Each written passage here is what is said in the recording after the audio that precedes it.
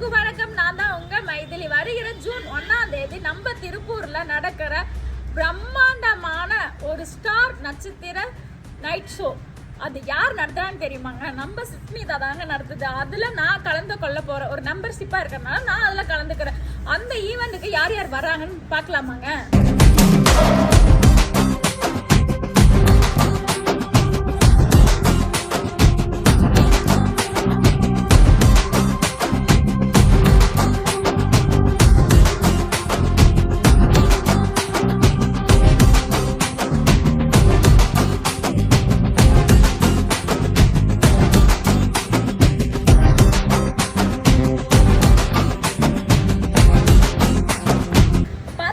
யார் யார் வராங்கன்னு.